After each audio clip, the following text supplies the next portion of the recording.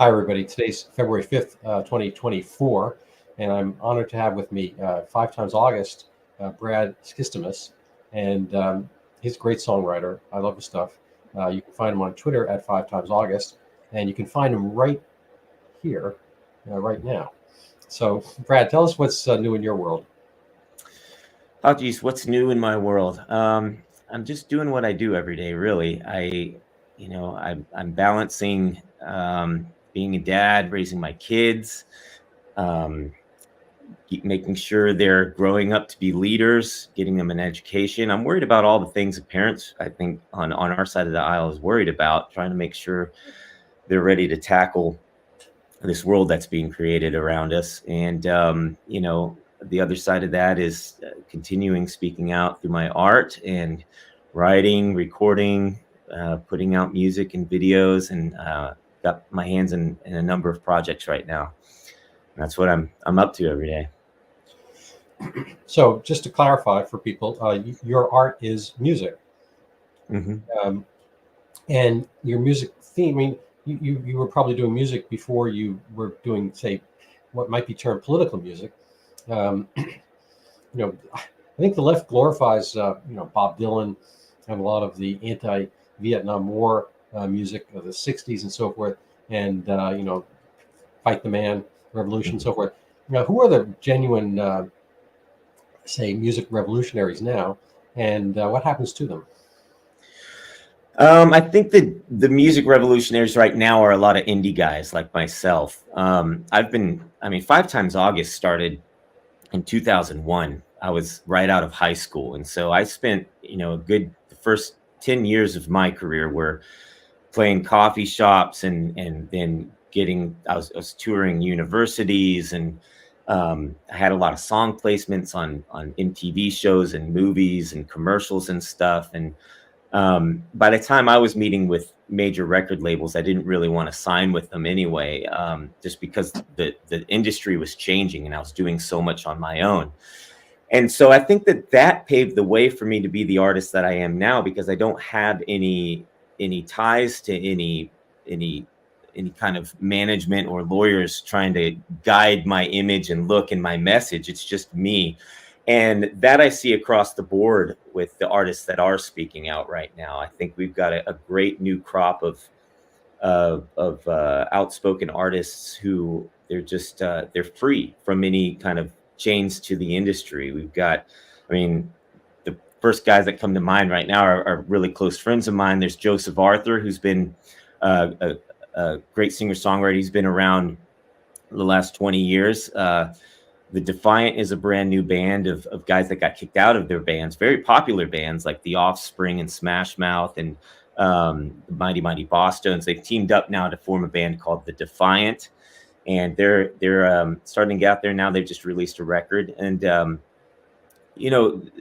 it's a lot of different genres too, which is exciting to see. So, out of those revolutionaries from the '60s, we all know we sort of got Eric Clapton and Van Morrison, and that was it. They were the only ones who really come out of the '60s and still speak up and when it mattered. And everybody else has sort of just fallen away. They either didn't speak up at all, or they made commercials for Pfizer and or posted a picture of them getting their shot back in 2021 and did that campaign. So the truth has revealed itself at this point about the state of rock and roll, who our heroes are, and there's a lot changing right now. And it's been interesting being on the outside of that in early 2021, when I started speaking out this way and getting more political with my message, which I wasn't used to doing at all. I just felt a need to do it and use my platform in that way.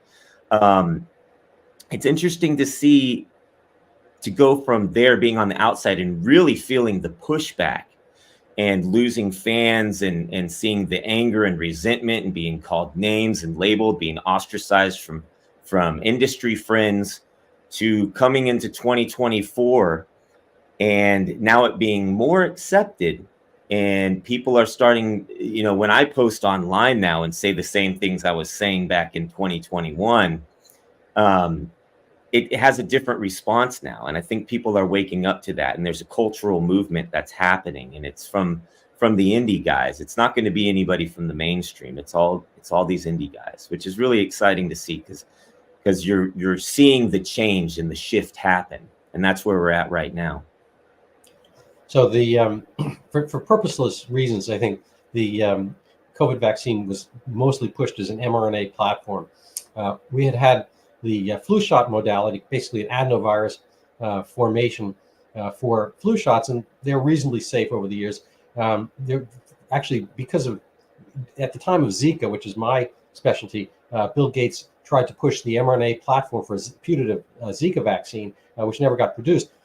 But this concept of having the mRNA vaccine out there was always, I'm actually coming to a point here, was always kind of this thing. They wanted to have this new mRNA platform, which, kind of goes right to the heart of, of our genome. And I don't think it necessarily alters our genome per se, but it has the danger and risk of transmitting, genetic information quite, quickly throughout the body itself. Now, I don't really want to talk about the vaccine per se, aside from the kind of civil rights aspect to it.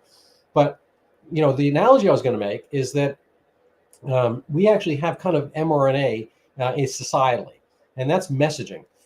So the funny thing is, mRNA stands for messenger RNA, and it's a little snip of genetic information that passes around and can act upon our cells and our body as well. But in the body politic, just to make the analogy here, and I'm trying this out for the first time, so I apologize. Just thought of it.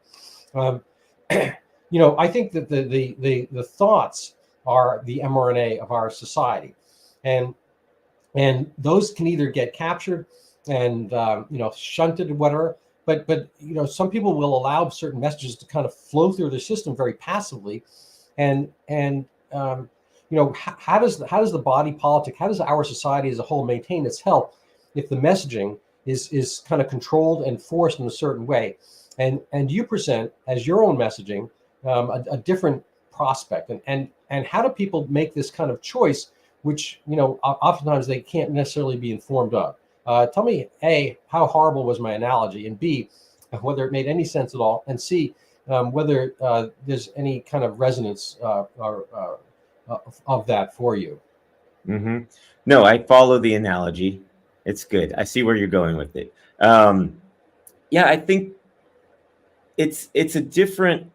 My job is not to, because I have this argument all the time with, like, there's the COVID cultist troll doctors on Twitter, and they're always trying to antagonize and get me into some sort of debate. And I'm like, my job as an artist is not to debate you. You go debate another doctor or scientist or something. That's where you're supposed to be. Instead, they're coming, which really shows you how terrible, how diminished their career is, that they're coming after a songwriter. My job is to make you think. My message is to get you to think outside the box. I'm supposed to, as an artist, hold the mirror back up onto these times and get you to think in a way that you haven't thought before, or to express something that people may not be able to find the words for themselves. And that is an emotional response. And that's something that data and statistics and graphs can't really do. We can argue which doctor said what and which graph came from what organization and all that. But people, the average person, is seeing something happen around them that they know is off. And my job is to give them a tool that they can resonate with, that they can share and show others, that may wake up somebody else who hasn't thought that way, who maybe leans into traditional avenues like mainstream news, or wherever they're what they consider to be a reliable source. And so my job is to give them something that makes them go, oh, I didn't really think about it that way. It's much more simpler when you look at it that way. Or in my videos, sometimes I'll take a lot of clips and put them in one place, because we see these things in pieces around the internet or on the news, but when you put them in one package, and see them all, you really see what's happened in a way that you can't that you're not going to get from just a line going up on a graph or a line going down. And so that's, I think, how that message, gets through. And it is also interesting though, because my music and my videos, they don't necessarily give you any medical advice, but there are still gatekeepers, trying to keep that message from getting to people on, online, who will censor the videos or pull them down or flag them as dangerous and call them medical misinformation. And that's a whole other can of worms in and of itself, because now art is being censored online. It's not just certain doctors, and it's not, just certain information. It's art that's being interpreted for the people. And if somebody on the other end of YouTube says, oh, well, this music video is dangerous, I perceive it to be medical misinformation, I'm going to make sure it doesn't get seen as much. I'm going to suppress it or flag it or demonetize it. That's a dangerous world to be in. And it's a slippery slope to be a part of. And so we have to continue to fight that. I don't know if I answered your question. No, that's fair enough. So I could go two different ways here, but just for the audience that's not necessarily familiar with your stuff, first of all, you're easy to find at sign 5 times August on X, and you're on YouTube, I think, as the same. You're talking about getting monetized. Where does your money flow from, or which modalities, say, or you may not want to reveal that. But what are the top songs and messages that you've had that people have, kind of been able to match their own emotions with? Well, I think I have sort of two avenues that, well, I can't just say two, but, one specific avenue that resonates with people, I think, right now, is when I call out somebody specifically. I've got a song that calls out Joe Biden, called Joe. I have a song called Sad Little Man that's directed straight at Anthony Fauci. I have a song called This Just In that calls out Justin Trudeau. And my latest song, Ain't No Rock and Roll, calls out the entire music industry and all the rock and rollers that aren't speaking up and speaking out against the man. And I think that stuff resonates with people because it's something that we're all thinking. I don't think most people don't like Joe Biden. So when they see somebody actually call him out, it resonates in that way. And because you don't see it very much, there's a hunger for it. There's a whole other side that's been so suppressed that when it finally bubbles up, you see this incredible thing happen. Like Tom McDonald, an independent rap artist who's dominating YouTube and Billboard charts lately. He just released a song with Ben Shapiro, and he's doing these things that there's a little hunger for with people on our side of the aisle, because it gets so suppressed that if you have a platform like his and you say these, he's got millions of followers now. He's actually competing with the mainstream. He's topping the charts on iTunes and Amazon, and that speaks volumes about what's happening and the true state of where people are at. That when an indie artist with no label can do that and compete with, these artists that have millions behind them and a whole machine behind them, it tells you where the state of things are. And that's cool to see. I kind of just lost my train of thought. But Fair enough. You so can the Thomas Donald, what is his general message that he's putting out? I'm not familiar with him. So he has he was starting to say things through his music before I started speaking out. In fact, he was one of the artists that I saw saying things online in a time where you started to think, oh, you can still say that online. But he's just calling it like it is.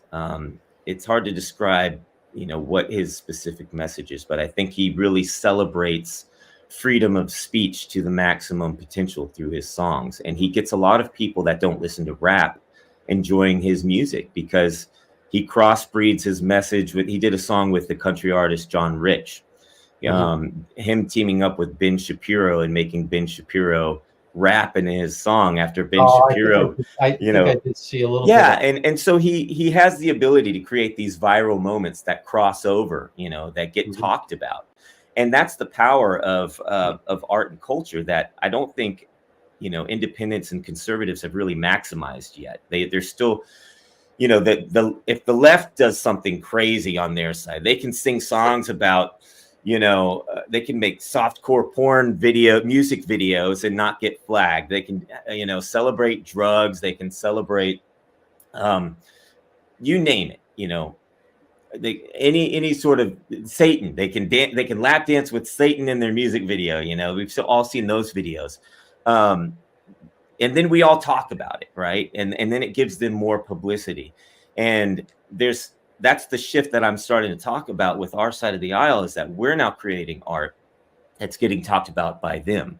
And so like when Tom McDonald releases a video with Ben Shapiro, now the other side's talking about what we're doing. And that's how the shift happens, because the focus is on what we're doing. And now we've triggered them. And that's fun to see. And that's kind of, that's fun to be a part of. Mm-hmm. Now, I think last time we spoke, the first time we spoke, it was about the time when that song, what's his name? The red-haired guy near North Carolina, Virginia, with the. Right. He's got two different names. He's got his stage name and his real name. Maybe you can help me out here. What's happened? Was his name something Anthony? Oliver Anthony. That's right. Thank you. I was going to say Cole Anthony, but he's a basketball player.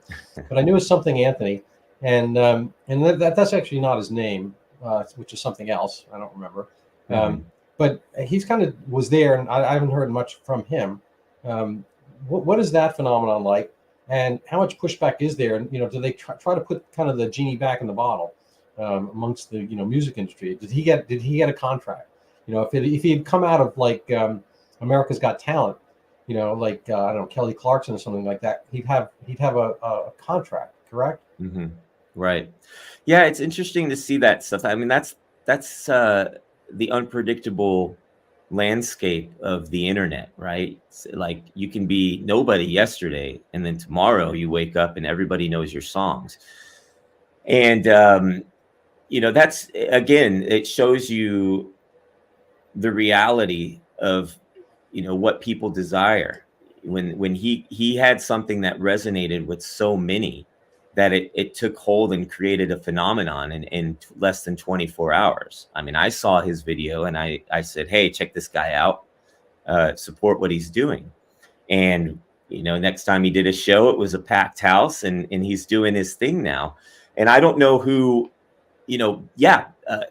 back in the day, if somebody had accomplished that, if you go back 10, 15 years or so, maybe around MySpace days or something like that, you would have had major labels clamoring for that guy because there's money to be made. I know that he was presented with a lot of different opportunities and deals shortly after. I don't know by who, but he's clearly chosen to stay independent. And I think he sees the value in the freedom of retaining what he wants to say over the dollar. And that's also an aspect of the artist that is changing things right now from our side, is we've all chosen integrity over the check and over the contract. And I've invested $0 in promoting the music that I've put out over the last several years. These political songs, they've all done what they've done by word of mouth and just pushing it out, just sending it to people. And that's an awesome thing to know. It means that whatever this music accomplishes, it's doing what it's doing because it really resonates with people. And so, I don't know what it's like to go from 0 to 100 overnight like that. I have certain videos that take hold, and then, people talk about them. And I've had that to varying degrees, not to his degree is what I'm saying, because I've definitely had different little viral spikes and peaks. I think every time that happens now, the funny thing is, instead of labels rushing to offer you a contract, you're having the internet suppress you and try to prevent you from reaching more people. That's what happened with my song "Sad Little Man." Was Glenn Beck shared it, and then it spiked immediately, and YouTube started hiding it from their search results instead of letting people find it. But yeah, with Oliver Anthony, to go from that to another height, it really tells you there's a hunger for that message, and it's resonating people. It's time, it's time for things to change. Yeah, I didn't see him on the Grammys. First of all, Exactly. It would have been hard for me because I don't watch the Grammys, but I watched some of the periphery, the frou-for-all, the talking heads, whatever. My wife will skim through that stuff, and she doesn't watch it either. But we are aware that Miley Cyrus won something, and last year, I think it was WAP won some stuff. At the same time that "Baby It's Cold Outside" was being lambasted for its supposed sexual aggression, quasi date rape concept of staying indoors because it was cold outside, and giving her a drink, whatever. There was a comedian who went through the lyrics of "Baby It's Cold Outside" versus WAP, which I'm not even going to touch those lyrics. Yeah, and frankly, there are a good number of songs. I would say most every rap song has that certain magical word that nobody can say aside from people in the rap song. But it's kind of like this weird double standard. Things get promoted from within, and the Grammys, I believe you mentioned the Satanic Dance. Was that Smith or something like that? Sam Smith. Sam Smith. I'm good with last names. I can't do the first name. But I think that was I don't know if that was the Grammys. I think what kind of show is that? Would you have your kids watch the Grammys? And A, and B, did you see what comes away from that? Who are the Grammy voters or whatever? Does it have any relevance societally, or is it just kind of a circular self-congratulation crowd? Yeah, I mean, I definitely wouldn't let my kids watch it. I don't watch it.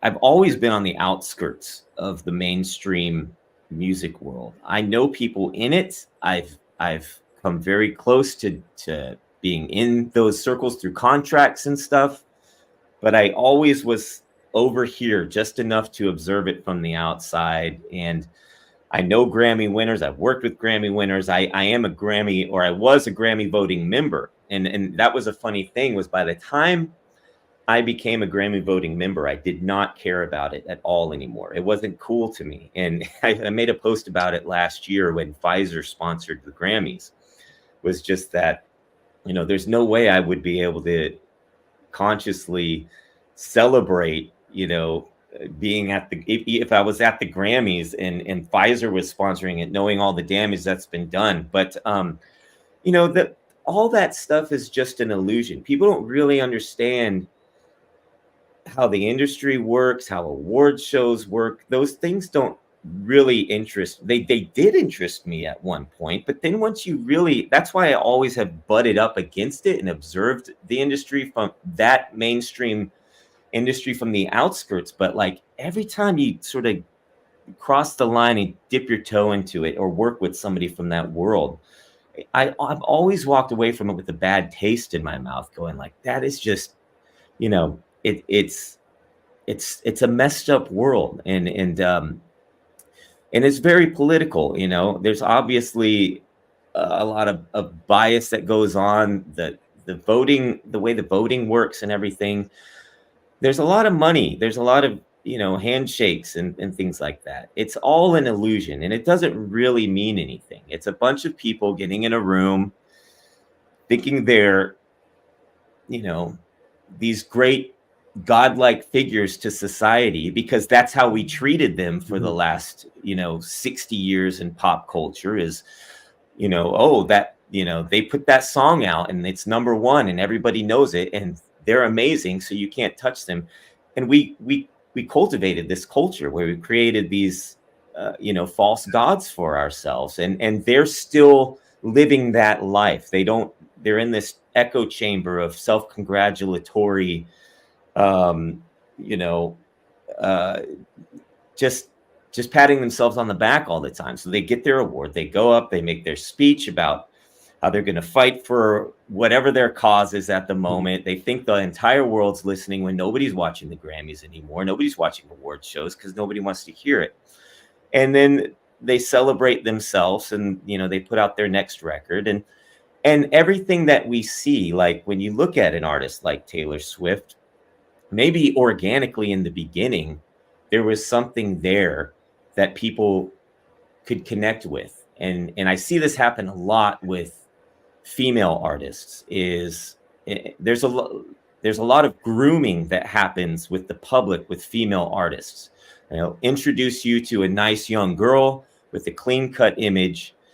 They'll earn the parents' trust. The parents will buy the music for the kids at an early age, and then, you know, intentional or not, or under the influence from behind the scenes, that girl will be influenced to start exploring her womanhood and her sexuality and her independence. And then she makes this turn where now here she is, she's a woman, and she's wearing a little less clothes now. She's singing about you know, a lot. Yeah. You're right. And so that happens over time, and then because we idolize these figures, we justify it, right? Oh, well, you know, she's such a nice young girl, and then the kids really like her music, and so we'll forgive her this time with this album, you know. And then the next album is even more risque, and she's saying more, you know, derogatory things, and whatever it may be. And that happens with, you know, across the board with artists, and that's why we're in the position that we're in. And you see this, you know, they know that they can market this, right? That's why when you see Sam Smith celebrating Satan and he's shaking his you know, his fat ass on TV, people are, you know, there's a group of society that's like, good, yay, you know, I'm going to get that record. And it's dumbed us down to that level. But on the other side of that coin, it's so ugly and perverse and gross that there's, you know, people are thirsting for something more pure and honest and real. And that's where, you know, guys like us come in. Yeah, it's a funny thing. I mean, there's a lot to unpack there. Yeah. No, I agree. There's kind of this, we'll call it the Miley Cyrus arc. You know, that you come in as a childhood fave, or whatever, and then, I mean, I think part of it's the Hollywoodization. Part of it's, you know, when you say grooming, I think that obviously that has, you know, multiple connotations. You know, how much grooming was going on, you know, behind the scenes in order to get to that scene. You know, historically, you know, Judy Garland, Wizard of Oz, you know, she was not the age that she was, you know, in the you know, Dorothy. Dorothy was supposed to be a young girl, and I think, you know, Garland was, you know, in her early 20s, something like that. But, you know, she wound up having a miserable, you know, massively alcoholic, you know, wild life per the times, and whatever drugs were around as well. And her life was misery. And, you know, she described later on, you know, that she was tossed around, you know, from producer to producer. And there's kind of this implicit, you know, Harvey Weinstein pact. And I think Harvey Weinstein was kind of a monster, but, you know, it also takes two to tango. There are a lot of stage moms who will put their kids in this, you know, meat grinder kind of machine to get something out. You know, I do think, and I'm not defending Harvey Weinstein, but he probably was reasonably transactional. You know, he was able to produce success for the people who were, you know, willing to produce something else for him. And there's kind of this, you know, with the women artists in particular, I think there's this aspect that I think there's, you know, potential, you know, sexual kind of, you know, abuse going on behind the scenes. And there's also, you know, whatever, you know, frailties that women have it for their image. And I'm not saying this against women, but women do care more about their appearance. And there's kind of a wider range of feelings that they have about themselves than guys do. I think guys tend to be more towards, some median aspect of how they feel about themselves. And, the prototypical, say, Amy Winehouse kind of biopic thing, where she's, feels great, feels horrible, feels great. They're kind of much more on a swing, and then drugs get involved, whatever, blah, blah, blah. But I think there's a danger, from Billie Holiday, all the way up, that women, singers, kind of have a much more of a high wire act, and then they fall off.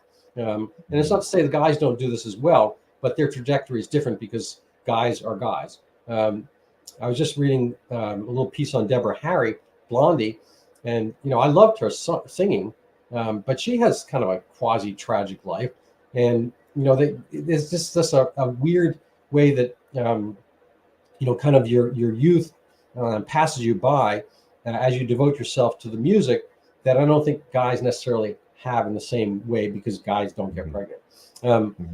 But anyway, so the nation's favorite topic potentially is Taylor Swift.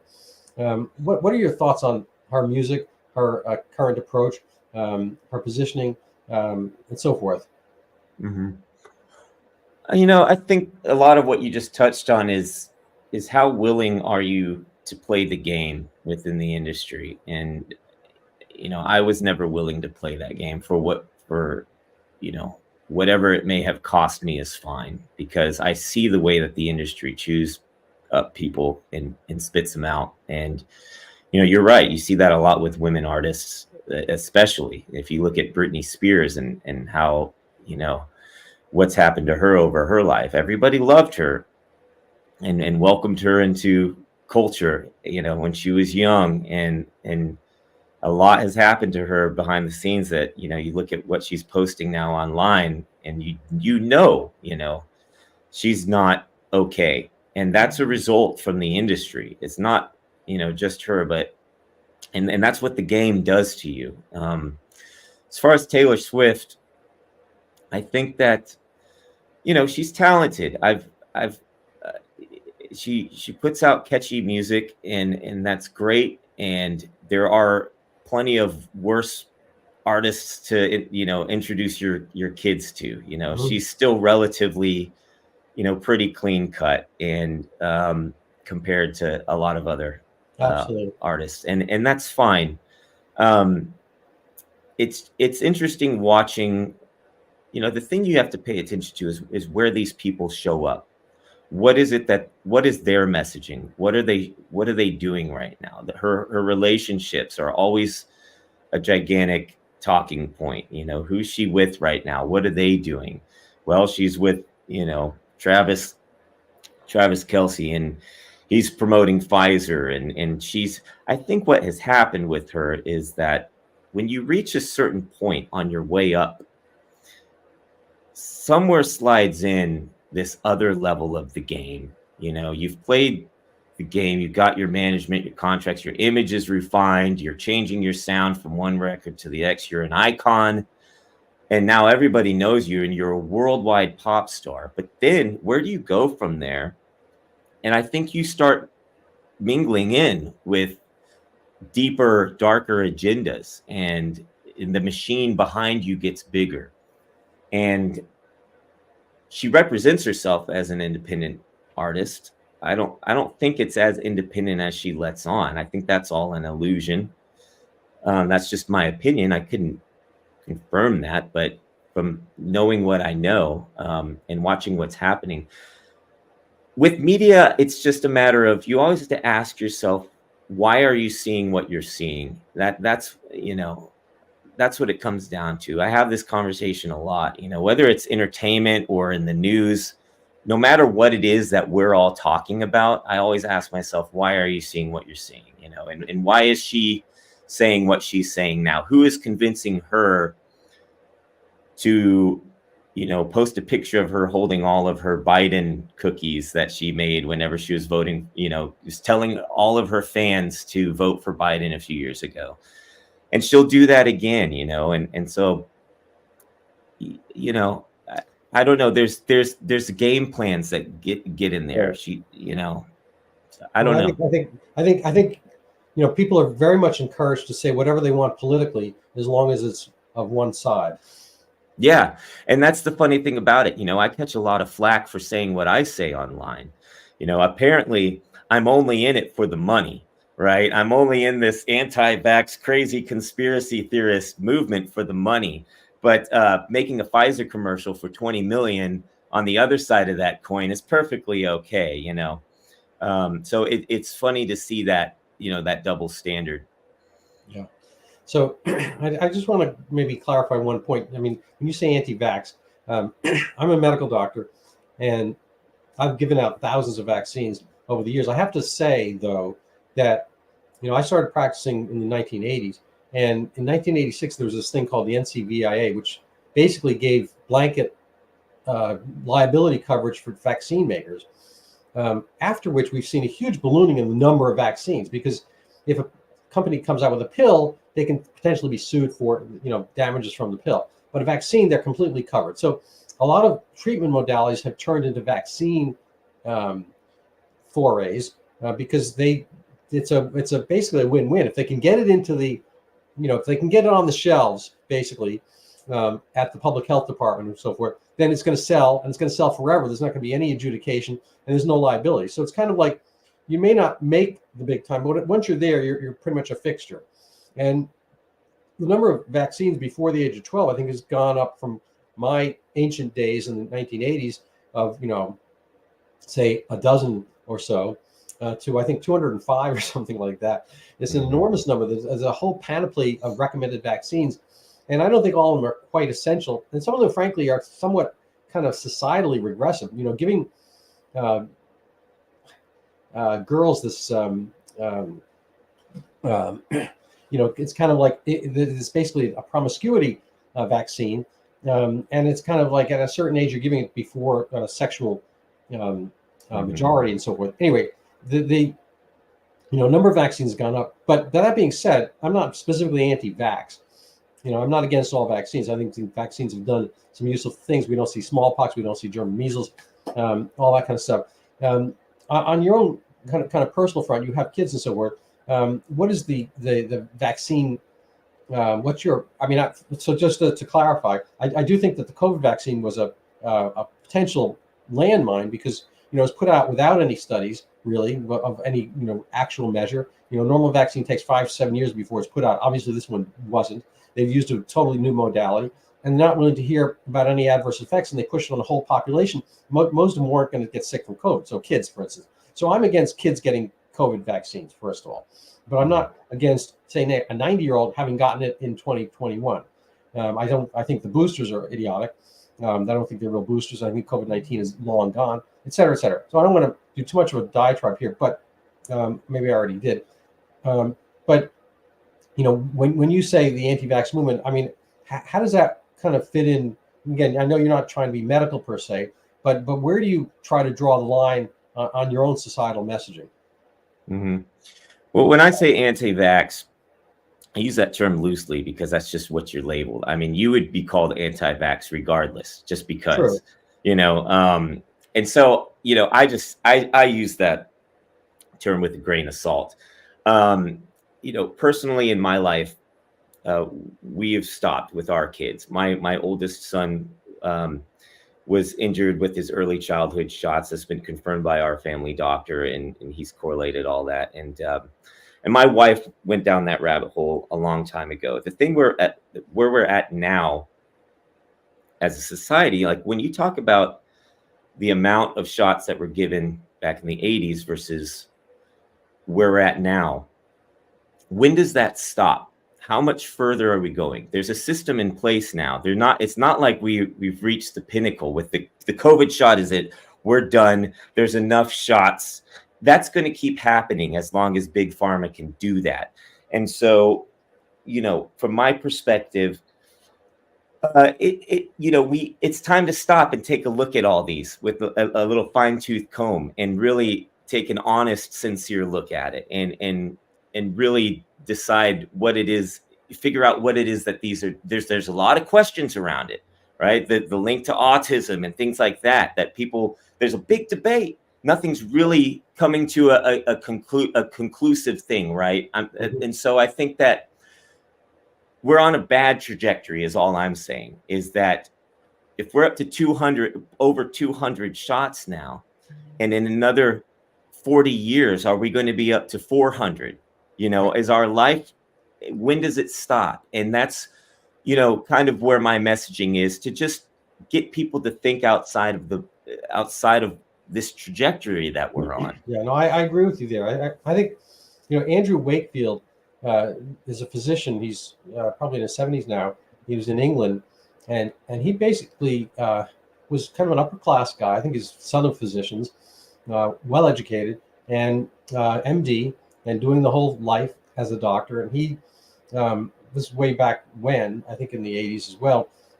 He said he was worried about a lot of the combination vaccines, the DPT, the MMR, all that kind of stuff. He said, you know, we can't really tell if there are problems, which one it is. We should try to work out a schedule where we can make comparisons and separate these out and see which ones are useful, which ones are society. Anyway, he wasn't anti-vax per se, but he was, you know, using the term loosely, he was crucified over this. And he, you know, he was sent into medical exile. I don't think he's allowed to practice. And, you know, mentioning his name, it's kind of like grounds for dismissal on all the, you know, social media channels and whatnot. And, but I think he's been somewhat, I think his base, if you actually listen to him, his base theory is scientific. You know, it's like the essence of science is investigation and weighing and continually doing that.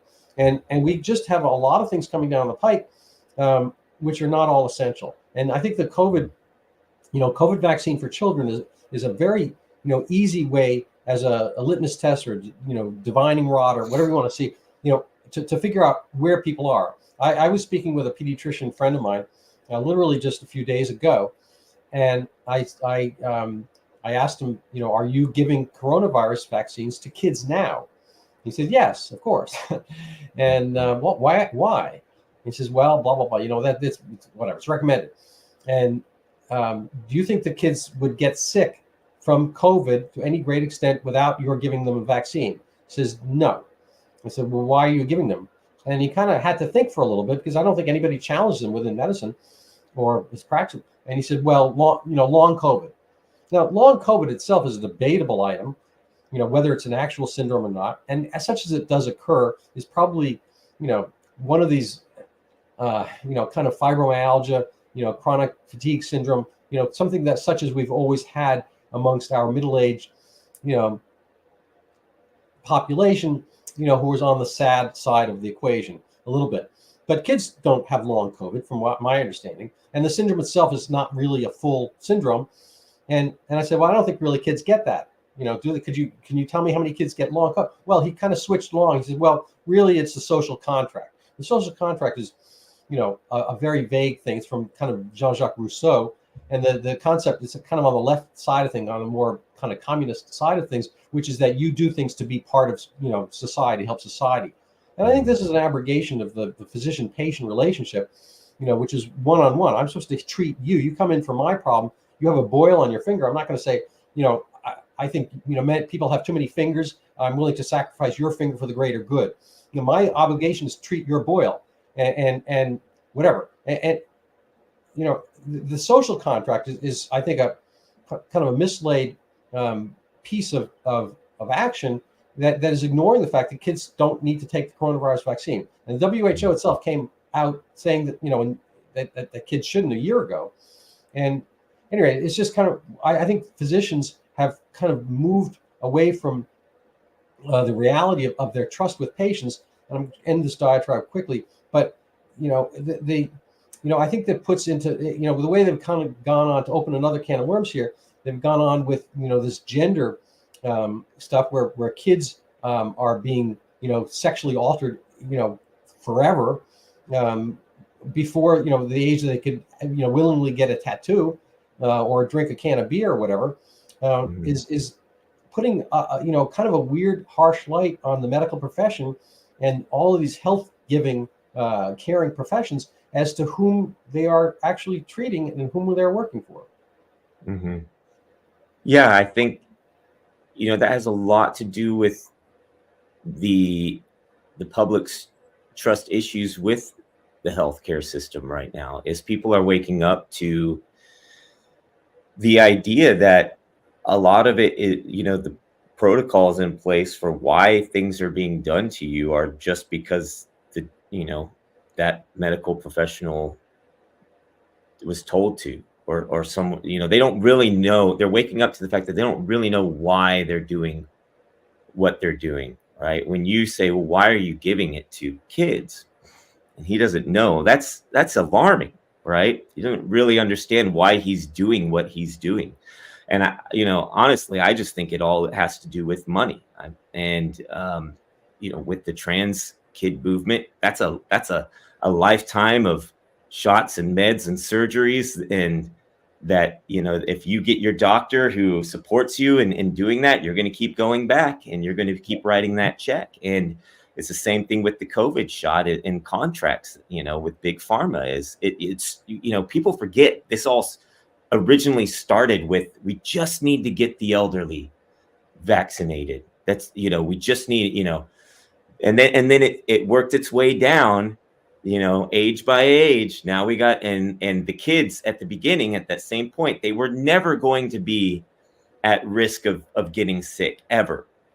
But now, for some reason, it's worked its way into the childhood shot schedule for no reason other than, somewhere behind the scenes, somebody said, well, we got that market covered. Let's get the next one. Let's get the next one. Hey, if we can get this in everybody every year, that's an ongoing contract. I think you should probably, as a business model, see if you can get your records or songs into the, if you could somehow get the same sinecure, this kind of rent-seeking, regulatory capture that vaccine manufacturers have had, so that foist upon people without their real knowledge or whatever. If you could do that as a music play, only it's listen a subscription plan. You get the verse first of the song, and then if you subscribe, I'll send you the chorus, and it all has to work together. So on a lighter note, I had this idea that I don't know where it came to me one morning. I think I said, you know what? I think Taylor Swift is girls Bruce Springsteen. I don't know. Tell me what you think. I think she's becoming the modern Michael Jackson figure. The bigger than life superstar. Bruce Springsteen, who is another letdown, who did vaccinated only concerts and stuff. He did? I don't know. Oh yeah. He did vaccinated only, and then he did vaccinated only concerts, but if you had the AstraZeneca shot, you weren't allowed in. I think what it was. He got very specific with it, and you hear guys like Springsteen and you're just like, what are you doing? But I look at Taylor Swift like a Michael Jackson type figure. It's pop music. Kids love it. You can put her on a t-shirt, and she's larger than life. She's filling in stadiums in that way. She's young. It's not just a concert. It's an experience. It's a show. It's a big event.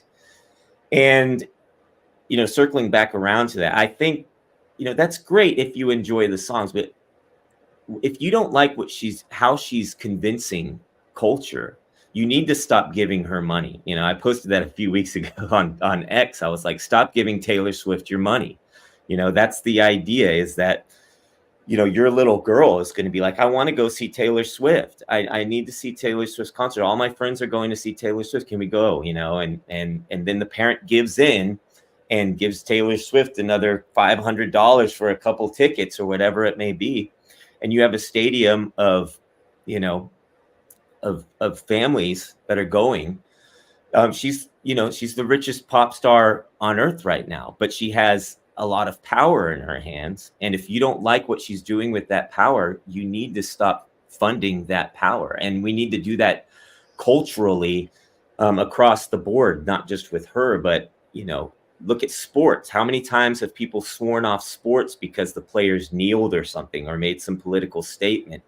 Or the hockey teams are now wrapping their sticks with rainbow tape for Pride nights and things like that. If you don't agree with that, then you need to stop funding it and send that message. Otherwise, you've stopped nothing.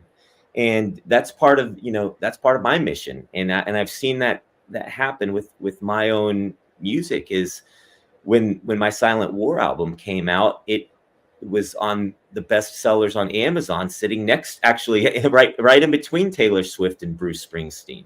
And so for an artist like me who recorded an album in my bedroom, and put $0 into funding it, to see the power of what our movement can do when you actually vote with your dollars, what society can do when you vote for your morals and convictions with your dollars, to get an artist like that up there with that level of the machine of Taylor Swift, Bruce Springsteen, living legends, so to speak. We can do that and really change culture. Not just with me, but like I mentioned, Tom McDonald, he was topping iTunes charts last week with that Ben Shapiro song. And Bryson Gray is another artist that's done it. I know all these guys, they're doing incredible things. So it's a time to do that, to really vote with your dollars, but also not give in to the things that you're accustomed doing. Disney's another platform. Nobody likes the trajectory Disney's on, and they continue proving to their former core audience that they do not care about them, which was families. So it's a strange thing. I mean, when I grew up 1,000 years ago, Sunday night we'd be at friends' houses or whatever, and there was the Wide World of Disney or whatever it's called, and you just watch it. There'd be stories, and it was wholesome family fare. It just seems so strange that these companies put all their chips on transgression. Yeah, and I think that's another thing where we don't even understand the magnitude of what's happening behind the scenes, because I think there are a lot of deals being made to push certain agendas that it doesn't matter if they're losing money, if they're hemorrhaging as a company, or it just doesn't matter, because behind the scenes, it's a long game that's being played, right? If they're hurting now, but they can punch the agenda through, even though it's being rejected, eventually society will, accept it as normal. If they just get through one generation, right? Yeah. All they need is a couple generations to fall by, to die off, and then I think it's ultimately, a short-sighted thing, because societies, I'm sitting here in a structure that has presumably some girding. I assume they're wood beams and maybe steel, whatever, holding me up. But if termites get to enough of it, then I could be sitting here one day and then not the next. I think these kind of this kind of attack of the basic nuclear family, it's kind of a nuclear attack at society itself, because everything kind of emanates outward like ripples from an attacked family.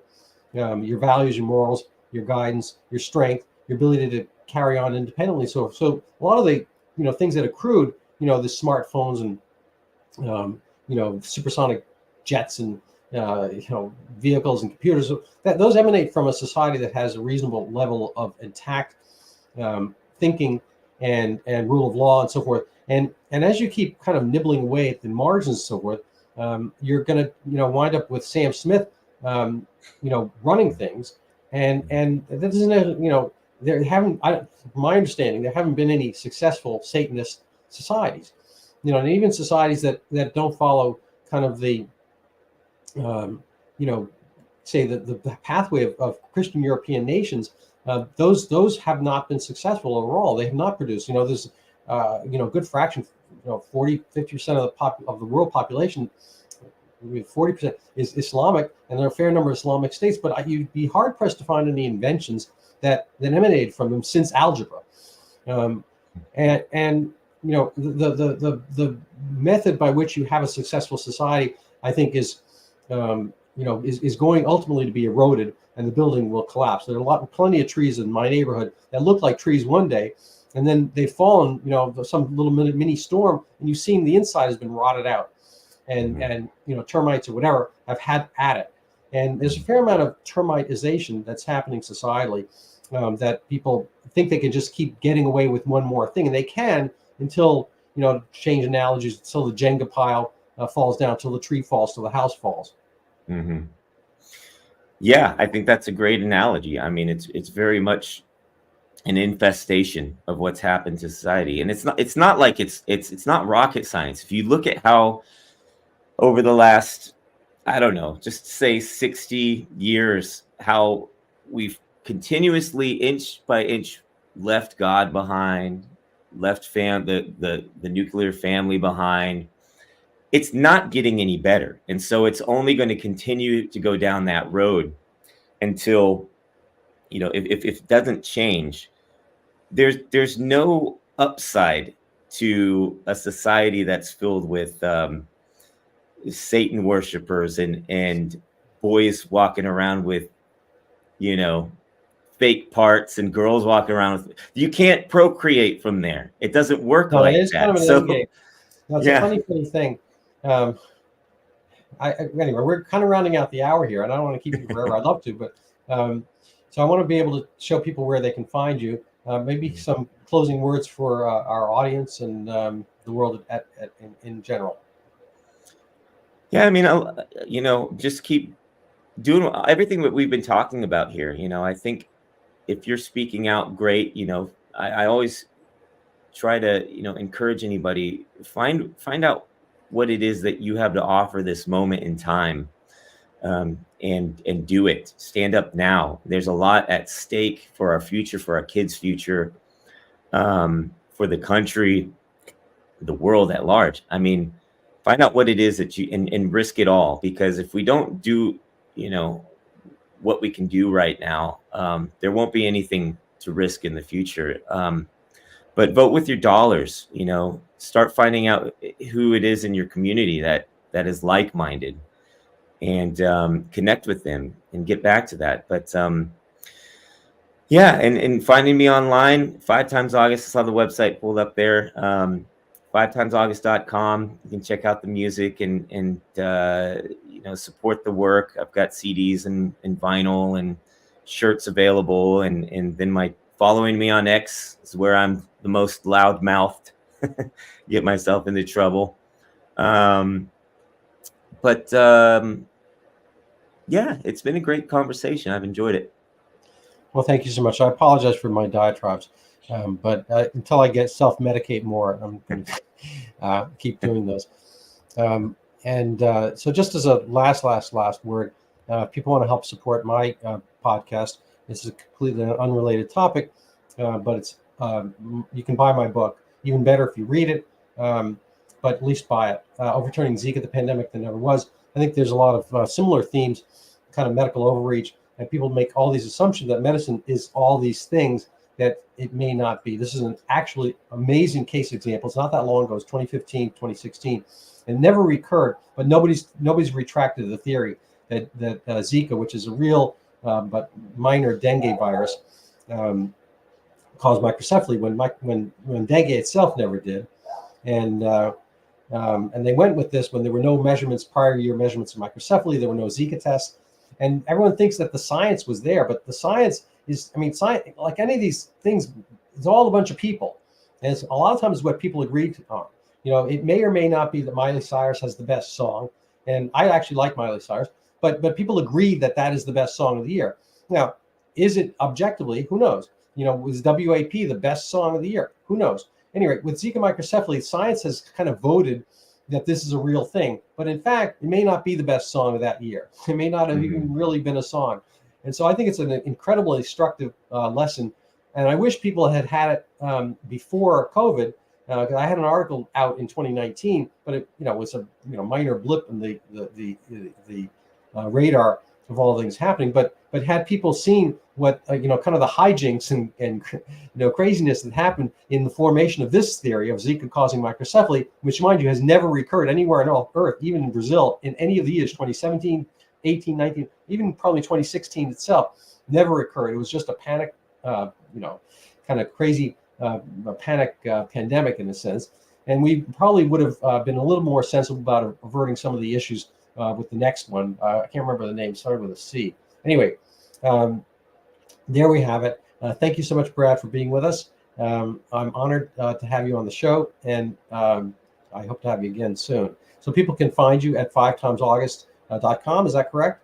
That's correct. Yeah. Okay, lovely. And I'm going to ship out and buy some of your stuff as we speak and as we end this. Thanks.